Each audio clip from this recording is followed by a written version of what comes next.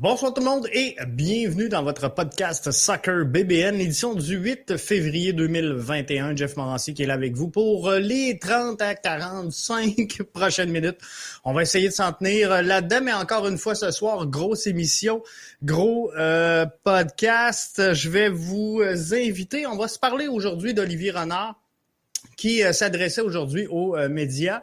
Et une petite mise à jour donc sur le mercato d'Olivier Renard. On va se parler également de l'entente entre la MLS et l'Association des joueurs, très important, de Jonathan David de Tigres qui passe donc et qui va affronter le Bayern. Beauport qui s'en va en PLSQ, ça également c'est une grosse nouvelle. Tout juste avant, je vous demande via les différents réseaux sociaux, est-ce que vous êtes satisfait du mercato d'Olivier Renard? Et je vous invite à voter et à participer. Je viens de vous mettre les liens sur la chaîne YouTube, sur la page Facebook du podcast BBN, ainsi que sur le compte Twitter du podcast BBN. Alors, bienvenue à tous dans cette émission-là et je veux savoir si, oui ou non, vous êtes satisfait du mercato à venir jusqu'à date de Olivier Renard qui présentait aujourd'hui donc une certaine mise à jour, on peut le dire comme ça à ce moment-ci. Et ce qu'on peut résumer grossièrement des propos tenus aujourd'hui par Olivier Renard est qu'il est venu ajouter donc des possibilités, on peut le dire comme ça, à Thierry Henry au sein de son effectif pour avoir une certaine latitude dans la construction de son schéma tactique et dans l'ajustement également de son schéma tactique. Donc, à venir jusqu'à maintenant, on peut vous confirmer que la grosse partie du mercato, elle est présentement faite. On a ajouté donc énormément de joueurs. Torres pour ses forces à la création, pour aller chercher des fautes, pour aller créer des espaces, pour apporter également une certaine créativité. Et je retiens également des propos d'Olivier Renard que malgré l'optique, on peut le dire comme ça, dans laquelle il engendre ses mercatos et la construction de son effectif au sein du Club de foot Montréal, on sait que l'esprit derrière cette construction-là, c'est de créer, de former et de vendre des joueurs. Mais au-delà de tout ça, je pense qu'au final, le résultat, c'est qu'il faut amener des victoires. Et c'est un peu dans cette optique-là que Olivier Renard a fait sa construction. Struna qui devient donc à 30 ans un petit peu le vétéran de cette formation-là qu'aura le CF Montréal pour la présente saison. Et on a 5 joueurs donc à 29 ans, avec 6 joueurs 29-30 ans. Du côté d'Olivier Renard, on calcule qu'il y aura un mix donc intéressant entre la jeunesse et l'expérience professionnelle, internationale des joueurs présents au sein de cet effectif-là. Adi Raphaël, lors de ce point de presse-là, amenait une bonne question, à savoir comment on fait pour recruter en cette temps de pandémie, en ce temps de pandémie, c'est pas facile. On peut pas nécessairement se développer pour aller se déplacer, pour aller rencontrer les joueurs, pour les voir jouer de visu. Alors, il y avait plusieurs joueurs dans ce qui s'est greffé à l'effectif, qui étaient donc sous le radar d'Olivier Renard depuis déjà quelques saisons, des joueurs qu'il avait connus dans le passé, qu'il a vu jouer dans le passé également, donc sur divers terrains. Et par exemple, Ahmed Hamdi, c'est un contact qui lui a référé le joueur en question. Et c'est un peu sur le sens du flair qu'on y était dans ce dossier-là. Donc, êtes-vous satisfait du mercato d'Olivier Renard? À venir jusqu'à maintenant, là, vous attendez de voir sur le terrain. On voit ceux et celles qui sont avec nous en version vidéo. Donc, on voit le sondage à l'écran. c'est clair. Vous voulez voir les résultats sur le terrain. Je prends des commentaires comme ça. Dr Foot qui nous dit « Un mercato qui fait du sens dans le contexte actuel. » Et je suis 100% d'accord là-dessus avec Dr Foot parce que dans le contexte actuel, faut se dire qu'il y a une pandémie qui fait rage, pandémie mondiale, pas facile de déplacer des joueurs, d'avoir des contrats de travail, des permis, des visas. Et j'ai parlé, je dirais pas à tous les jours, mais je m'entretiens régulièrement avec Sunusi Ibrahim qui devrait arriver à Montréal dans le courant de la semaine prochaine. Et lui aussi avait hâte, puis c'est long de prendre tout ça, mais Ibrahim arrive ici sans déplacer nécessairement foule de gens. Donc, quand les joueurs sont établis, si on va chercher des joueurs à 32, 33, 34 ans, souvent, ils viennent avec une femme, viennent avec des enfants. Et là, dans un contexte de pandémie, c'est pas facile. Et à venir jusqu'à la fin de semaine dernière, faut pas oublier une chose. Mercato qui fait du sens dans le contexte actuel, nous dit Dr Foot, mais faut pas oublier qu'on faisait face à peut-être éventuel arrêt de travail dans la MLS. On pouvait avoir pour la première fois un conflit de travail qui allait éclore au sein de la MLS. Donc, dans le contexte actuel, je crois effectivement, comme Dr Foot, que ça fait du sens. Max Arbour nous dit « Je crois qu'on a ciblé nos points faibles et on a été chercher des joueurs pour les combler. » Défensivement, l'an passé, c'était très difficile pour, à l'époque, l'Impact de Montréal, maintenant devenu le Club de foot Montréal. Mais défensivement, l'an passé, ça le faisait pas. Et plusieurs joueurs, plusieurs fans réclamaient un joueur qui allait convertir les ballons et la mettre dedans. On cherchait une force, une frappe offensive pour venir aider le Club de foot Montréal à marquer des buts. Visiblement, le problème l'an passé n'était pas là. Puisque offensivement, et vous me reprendrez là, à l'intérieur du fil de discussion si je me trompe, mais l'Impact a dû terminer 9e ou 10e, tout au plus, tout au pire, au niveau des buts marqués. Alors qu'on a fini dernier, avant-dernier peut-être pour ce qui est des buts concédés. Donc, défensivement, clairement, ça le faisait pas.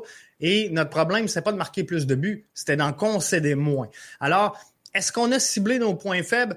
Les premières acquisitions d'Olivier Renard dans ce mercato-là se sont faits à quelle position? Ils se sont faits défensivement.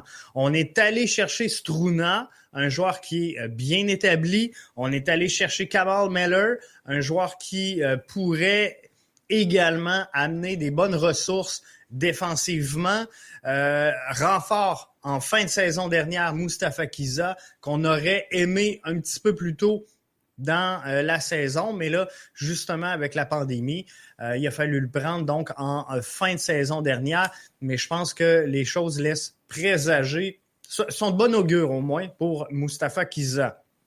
On s'est débarrassé de Raitala, on s'est débarrassé, et c'est pas négatif, là, mais on a sorti donc de cette formation-là Raitala et Corrales qui apportaient très peu offensivement. Donc, une contribution défensive qui était correcte, sans plus, mais offensivement, c'est sûr que c'est pas avec ça qu'on allait créer des étincelles.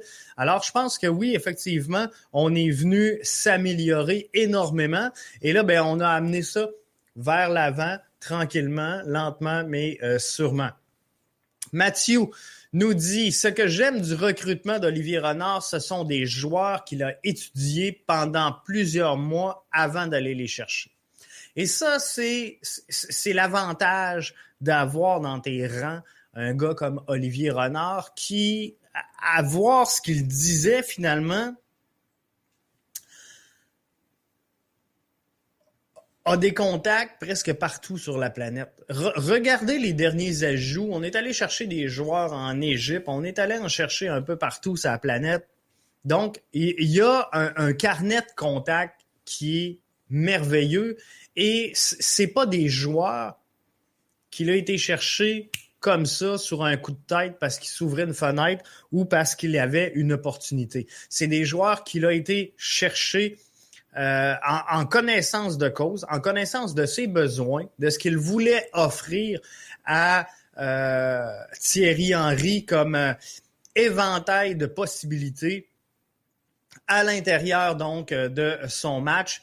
Et je pense qu'il va pouvoir naviguer. On va pouvoir jouer avec une défense à 3. On va pouvoir évoluer dans une défensive à 4, à 5, de jouer avec un attaquant, 2 attaquants.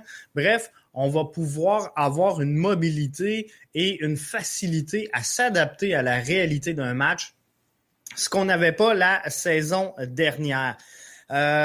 Pour terminer son point de presse, Olivier Renard disait, le camp de pré-saison se déroulera donc à Montréal. On a décidé de garder tout le monde proche.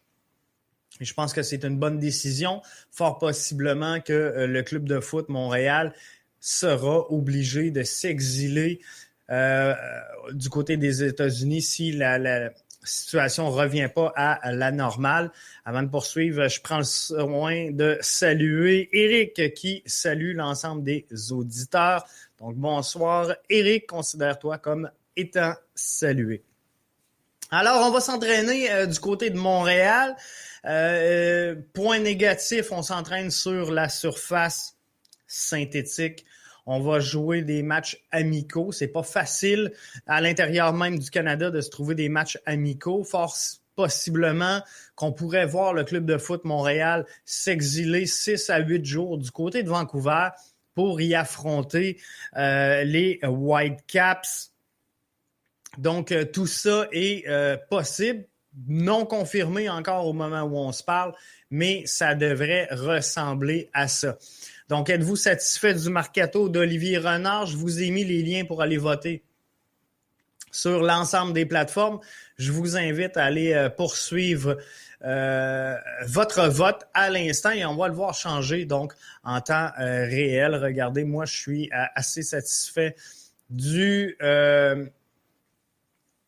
mercato. Je viens de voter et vous avez vu la donne changer en temps réel. Donc, c'est merveilleux comme interaction avec vous. Chose qu'on a testée donc hier. Je vais vous revenir un petit peu plus tard dans le podcast.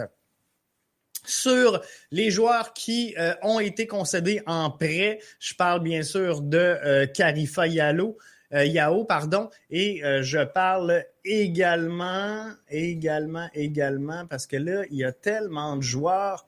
Karifa Yao, donc, qui a été en prêt. Keyson Ferdinand qui s'en va avec Atlético Ottawa.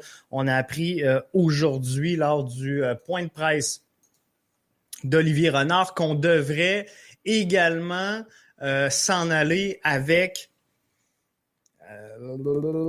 Giraldo, qui devrait être en prêt. Ça devrait être confirmé au cours des prochains jours, mais c'est ce qui ressort pas mal du point de presse donc d'Olivier Renard aujourd'hui. Je retourne à vos commentaires. Éric nous dit, bon, on va mettre un terme aux rumeurs. Mon fils est un grand fan d'Evan Bush. Quand il s'est fait échanger à Vancouver, mon fils est devenu fan des Whitecaps.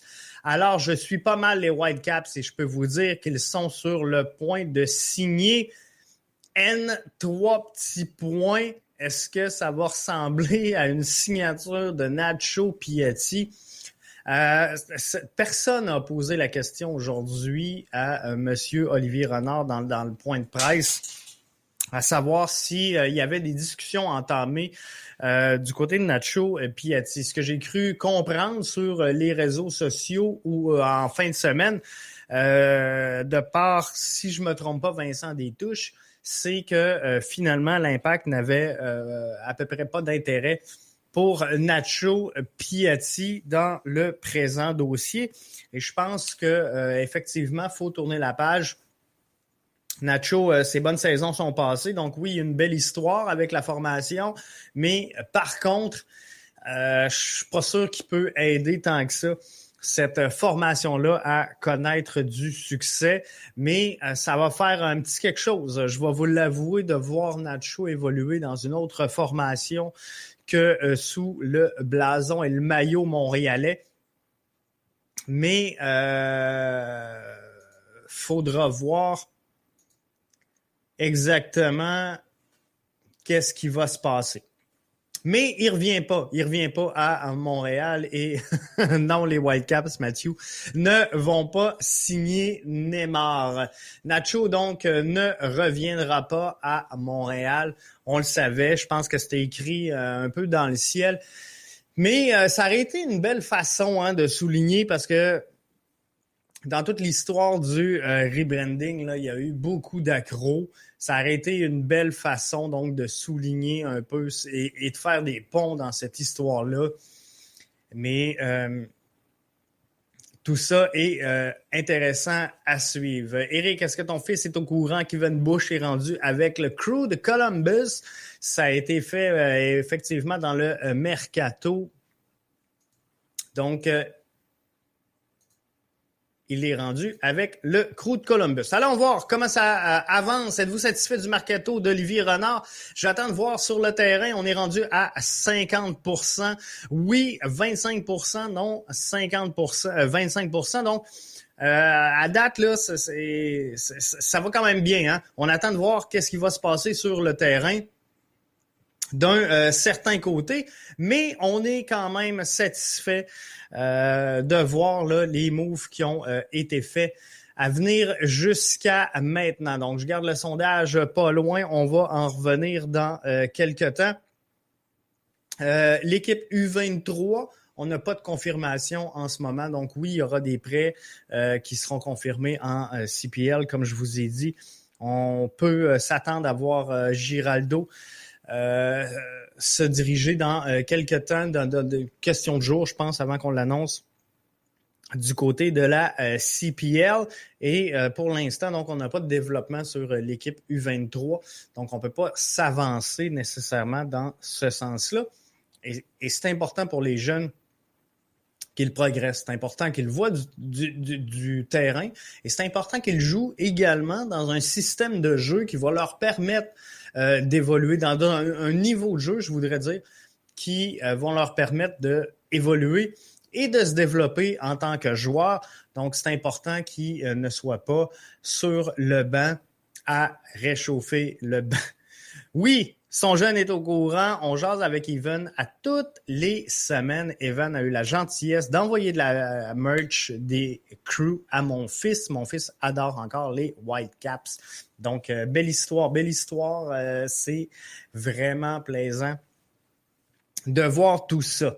Entente entre la MLS et l'association des joueurs. Il y aura une saison. Ça, c'est la bonne nouvelle. On devrait avoir dans quelques semaines le calendrier officiel. Puis, je vais vous donner quelques détails, là, mais je ne veux pas entrer dans le vif du sujet. Mais l'entente donc qu'il y ait la MLS à l'association des joueurs sera reconduit pour 2 ans supplémentaires. En 2026, les agents libres auront 24 ans et 4 saisons. Présentement, pour devenir agent libre au sein de la MLS, il faut avoir 24 ans et avoir évolué 5 saisons en MLS. À partir de 2026, on parle de 4 saisons.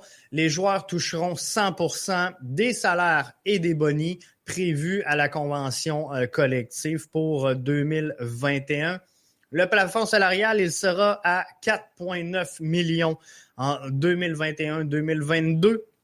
Sera repoussé donc jusqu'en 2027 à 4,9 l'an prochain. 5,2 pardon, la saison prochaine.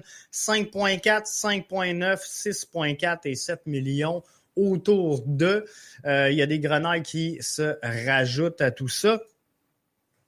Mais les dépenses donc des clubs autorisés, si on rentre la gamme, on rentre la TAM, on rentre toutes les allocations finalement, c'est entre 9,2 et 13 millions par saison. Donc, plus gros changement, 3 DP autorisés par équipe, 3 Young DP. Donc, on pourrait avoir 6 joueurs par formation sur un 11 de départ, exclus de la masse salariale, ce qui pourrait venir changer la donne pour les grosses formations. Donc, les formations qui ont les poches bien profondes et qui sont en mesure donc de faire des concessions importantes au niveau salarial pourraient être avantagées par cette présente clause. Le sondage demeure pareil au moment où on se parle. Donc, c'est la bonne nouvelle. Il y aura une saison. Maintenant, reste à voir quand elle sera lancée, quand elle sera débutée. On sait que, bon, les gars commencent à rentrer à Montréal à partir de cette semaine, la semaine prochaine. J'ai parlé, comme je vous disais, en fin de semaine avec Sunusi Ibrahim, qui, quant à lui, devrait arriver, on m'a dit la semaine prochaine, mais j'y ai parlé en fin de semaine. Donc, est-ce que c'était cette semaine ou vraiment la semaine prochaine? D'ici la semaine prochaine, il sera à Montréal. Ça, c'est confirmé. Alors, on parlait au départ d'un début des camps autour du 22 février. Si Sunusi arrive la semaine prochaine, doit faire 14 jours de quarantaine, ça repousse un petit peu la donne, mais ça va être bien à voir. Mathieu qui nous dit le début de saison va être retardé à cause des négociations. Donc, c'est sûr que ça a pris un petit déclin par rapport à tout ça. Et effectivement, on va avoir dans la réalité un petit décalage avec le début, en tout cas ce qui s'était prévu au tout départ. Je veux qu'on se parle de Samuel Piette quelques instants. Qu'est-ce qu'on fait avec Samuel Piette? Il sera l'objet donc du podcast La Tribune demain. Donc, un podcast qui est présenté par BBN Media et qui est disponible donc seulement à nos membres premium. Sur le site bbnmedia.com, vous allez avoir accès, donc, les membres premium, vous allez avoir accès à l'onglet de l'émission, donc La Tribune Soccer, qui est l'émission la plus interactive de soccer, le podcast le plus interactif de soccer que vous avez présentement au Québec. Là, vous avez la chance de me parler et d'intervenir dans la chatroom ce soir et dans la section « Le tester en fin de semaine ». On a fait quelques ajustements, mais pour la tribune soccer, c'est vous qui contrôlez vraiment l'émission. Voyez-vous, ce soir, on a le sondage. Êtes-vous satisfait du mercato d'Olivier Renard? On va vous poser 3 questions comme ça live pendant l'émission de La Tribune où vous allez pouvoir intervenir avec moi directement. Vous aurez les liens pour vous brancher directement en studio. Vous aurez les liens pour vous brancher également par téléphone. Donc, vous aurez la chance d'intervenir directement dans le podcast. Et ça va être vraiment intéressant. Donc, vous pourrez me rejoindre directement via votre téléphone en studio. Vous pourrez apparaître un peu, si vous suivez le podcast, comme le fait souvent Rémi, comme le fait souvent dans le podcast du mercredi que je co-anime avec Arius. Vous aurez la chance donc d'être live en studio. La chatroom sera disponible également. Bref, vous aurez toutes les chances du monde de faire entendre votre point de vue. Alors, demain, on se pose la question: quelle est, au sein de ce line-up-là, la place de Samuel Piette? Parce que là, on a fait beaucoup d'ajouts et en fin de semaine, je voyais les gens commencer à se demander, mais là, Samuel, il va te jouer en 8, il va te jouer en 6, il va-tu être titulaire ou ça va être un super sub? Bref, il y avait beaucoup de questions et moi, je veux vous entendre, je veux interagir avec vous. Moi, personnellement, mon point de vue, je pense que Samuel Piette se dirige à être le prochain clairement capitaine de cette formation-là. Je le vois capitaine donc du club de foot Montréal. D'ailleurs, le maillot de la formation devrait être présenté sous peu. Je n'ai pas de date à vous confirmer au moment où on se parle, mais on sait que ça s'en vient. Donc, je ne pense pas qu'on puisse laisser le capitaine sur le banc. Et il a démontré des belles choses, Samuel Piette, la saison dernière, que ce soit à la position de 6 ou à la position de 8, où il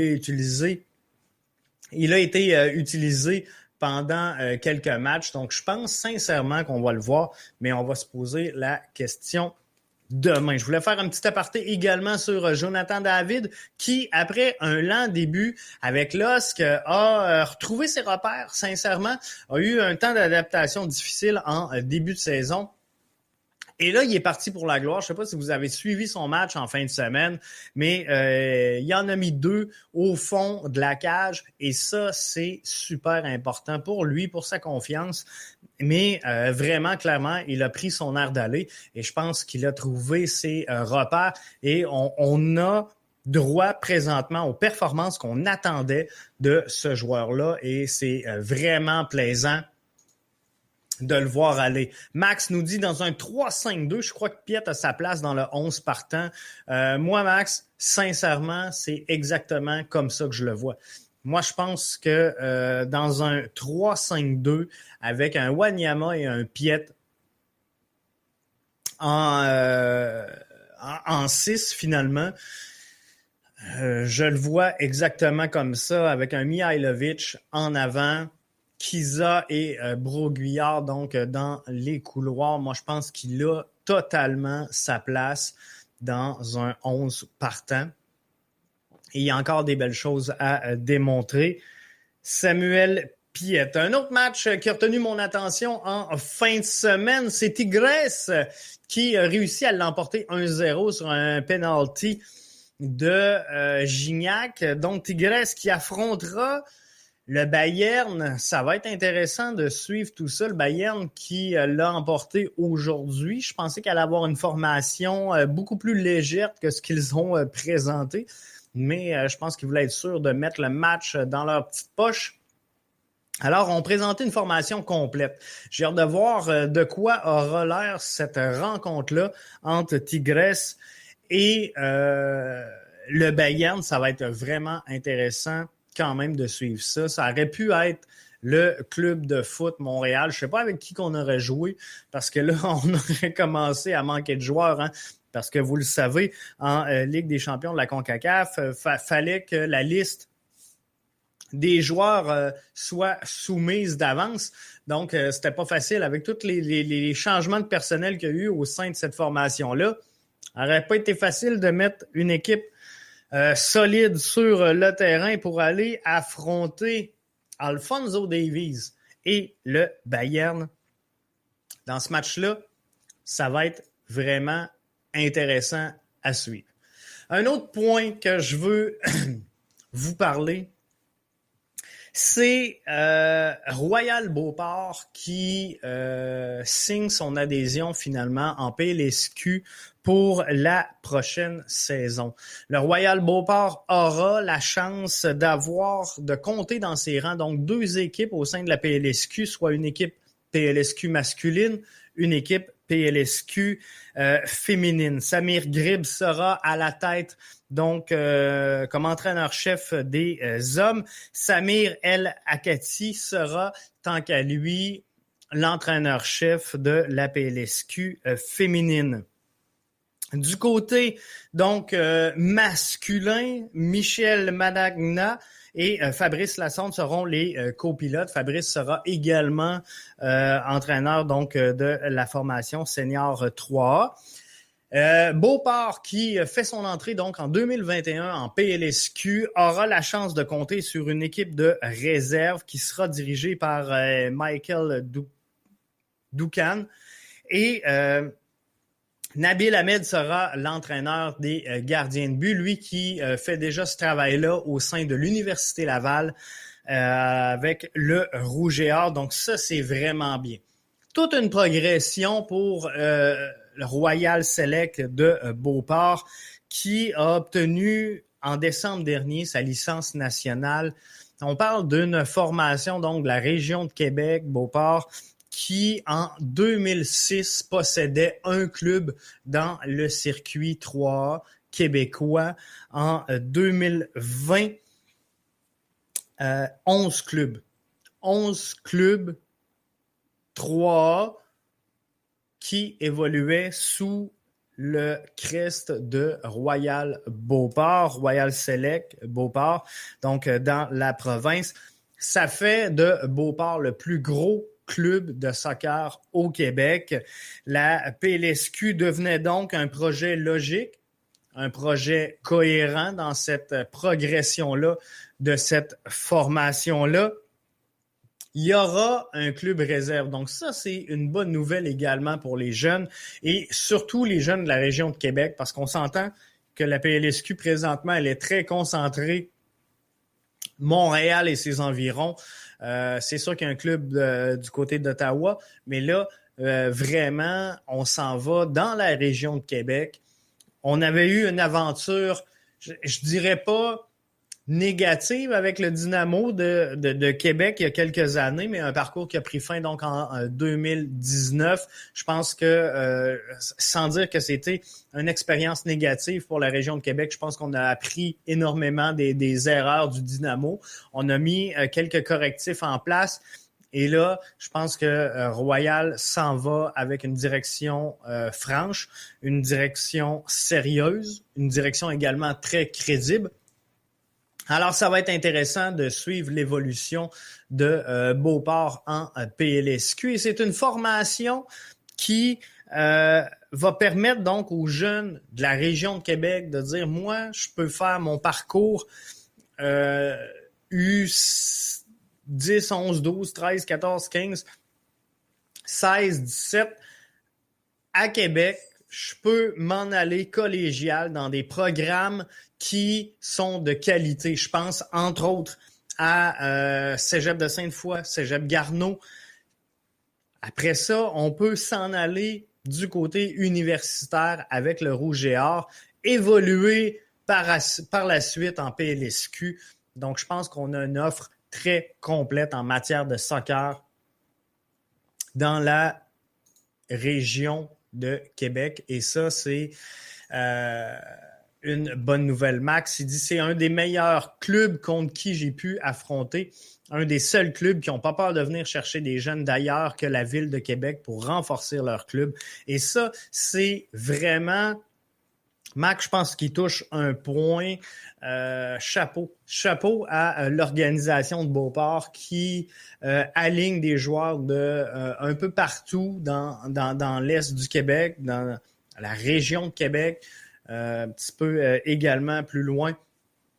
Bref, on est allé faire un recrutement intéressant pour donner la chance aux jeunes de s'exprimer et de faire valoir leur talent, leur créativité sur un terrain. Et ça, c'est tout à leur honneur. Donc, je leur souhaite la plus merveilleuse des chances. Et cette semaine, c'est le lancement de notre podcast, la PLSQ cette semaine. Donc, c'est sûr qu'on va démarrer avec l'ascension de Beauport dans la PLSQ. Alors, je pense que ça va être très intéressant. Un autre point intéressant, c'est en terminant, je termine par ça, puis là, je vais être obligé de tricher puis d'aller chercher mes notes. Mais mercredi, vous le savez, le mercredi, c'est notre podcast avec Arius. On va se parler cette semaine de soccer féminin. Et ça, c'est une bonne nouvelle. Amandine Pierre-Louis sera notre invitée dans le podcast mercredi. C'est quelqu'un de très connu, de très respecté donc dans le milieu et elle va pouvoir nous faire découvrir donc de belles choses, Amandine. Et on va peut-être avoir d'autres invités également pour vous couvrir le soccer féminin, mais je ne veux pas m'avancer plus que ça pour le moment. Mais je vous le dis, grosse semaine à BBN Media. Donc demain, c'est la tribune exclusif aux membres du Premium BBN. Vous pouvez devenir membre pour seulement 4 $ par mois et je vous invite à le faire. Vous allez avoir un show interactif haut en couleur. On l'a testé en fin de semaine. Tout va bien fonctionner. Mercredi, on se parle de soccer féminin avec Amandine et Arius, bien sûr. Jeudi, on se parle, c'est le lancement du podcast, la PLSQ sur demande. Donc, notre podcast qui est dirigé sur la PLSQ. Et vendredi, on va venir faire un round-up avec toutes vous autres sur toutes les nouvelles et tout ce qui s'est dit donc cette semaine dans l'entourage du CF Montréal. Donc, en terminant, je termine avec la dernière update de notre sondage. Êtes-vous satisfait du mercato d'Olivier Renard? Sondage à laquelle vous avez participé en direct pendant l'émission, que ce soit sur Facebook, sur Twitter, sur YouTube. C'est merveilleux. Et prenez l'habitude dans les prochains podcasts. Vous voyez même le code QR. Vous allez pouvoir aller le scanner avec votre appareil intelligent. Donc, si vous avez un appareil intelligent en mode photo, vous allez pouvoir venir scanner le code QR et qui est dans le coin supérieur gauche de votre écran pour venir participer très facilement à ce sondage-là. Donc, j'attends de voir les résultats sur le terrain. 60% oui, 20% non à 20% également. Donc, dans l'ensemble, je pense que vous êtes satisfait de ce mercato d'Olivier Renard. Moi, j'ai toute la confiance du monde. Savez-vous c'est quoi? Puis je vais terminer avec ça, puis je vous laisse aller. Ce qui me fait le plus peur dans la saison à venir, c'est de trouver un lien au sein de tous ces nouveaux joueurs-là. Donc, d'entrer des jeunes dans une formation existante, c'est pas un trouble. Mais par contre, souvent, le jeune va avoir une difficulté de s'adapter. Tu sais, quand on rentre dans un groupe de joueurs établis, plus vieux, sont un peu impressionnants, c'est plus difficile. Mais là, l'équipe va être très jeune. Donc, les jeunes vont rapidement prendre leur place, mais il faudra trouver un lien dans tout ça pour pas que ça soit cacophonique comme résultat sur le terrain. Donc, ce que je m'attends de la saison du Club de foot Montréal, c'est que le début de saison soit un petit peu chaotique. Alors, partez pas en peur au début de la saison si jamais le CF Montréal ne connaît pas de succès très tôt en début de saison. Je pense qu'il va y avoir une adaptation et je ne vous parlerai pas de transition parce que ça fait 4 ans que je vous dis que l'Impact est en transition. Je ne commencerai pas l'histoire du Club de foot Montréal en vous parlant de transition. Mais il va y avoir une adaptation. Il va y avoir une adaptation à faire. Et comment on va faire donc évoluer tous ces joueurs-là qu'on a plus ou moins vu évoluer, qu'on sait plus ou moins dans le contexte, est-ce qu'ils vont être capables, parce que le talent collectif n'est pas nécessairement la somme de tous les talents individuels. Il faut être capable de multiplier les résultats de cet effort individuel-là pour que collectivement, on ait une formation compétitrice qui fasse du sens. Mais j'ai confiance en Olivier Renard, j'ai confiance en Thierry Henry, j'ai confiance en la saison qui s'en vient. Et tu sais, je regarde des équipes, il y en a qui se sont faites dévaliser un peu, puis là, on parle de Pozuelo qui pourrait quitter Toronto. Bref, on va voir sur le terrain, mais je vous le dis, le Club de foot Montréal aura une belle saison, mais ça se peut qu'en début de saison, ça soit pas facile. Ça se peut qu'on aille un début de saison chaotique un peu, le temps qu'on installe un peu de chimie dans tout ça, mais on va réussir à trouver la bonne formule, j'en suis convaincu. Donc là-dessus, je vous laisse à vos activités régulières. Bon couvre-feu et on se retrouve 20h demain pour les membres premium dans la Tribune Soccer, un show à ne pas manquer à laquelle je vais vous inviter à participer, le show le plus interactif dans le monde du soccer que vous avez au Québec. Ciao, bye. Bonne soirée tout le monde.